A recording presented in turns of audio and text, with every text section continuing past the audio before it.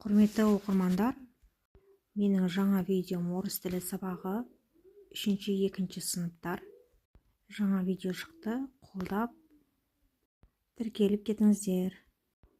Орыс тілі сабағы. Здравствуйте, ребята. Видеодан толық көре аласыздар. Урок номер 41. Би великой степи. Сәлеметсіздер ме оқушылар? 41 сабақ. Ұлы дала билері. Упражнение номер 1. Рассмотри рисунки. Кто изображен на них? Что ты знаешь о них? Бірінші жаттығуда мына суретке қараймыз. Бұлар кімдер? Бұл билер туралы не білесіңдер? Казбек би, Төле би, Айтеке би. Төле би старшего джуза. Один из авторов книги «Законов жеті жарғы». Төле би ұлы жүздің биі.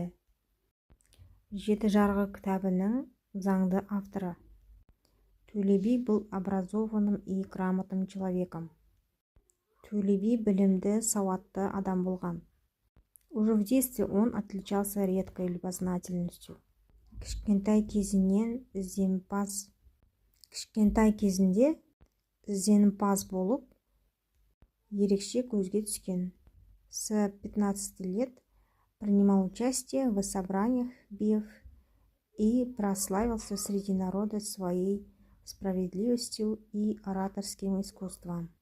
15 жасынан бастап билердің жиналысына қатысып, ол халық арасында өзінің шыншылдығымен және ораторлық өнерімен көзге түсті. С 20 лет он участвовал в управлении страной.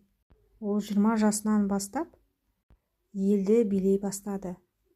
Ораторское искусство, шешендік өнер, любознательность, білім құмарлық. Упражнение 3. Үшінші тапсырма.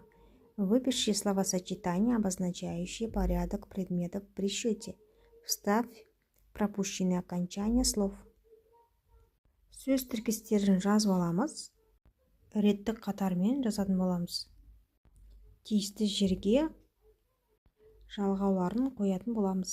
Мысалға, один автор. Первая книга. 16 лет.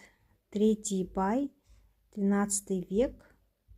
3 бия. 5 место. 2 ряд. 7 лет.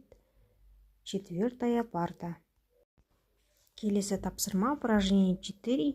Прочитайте текст, выпишите предложения, которые выражают основную мысль текста.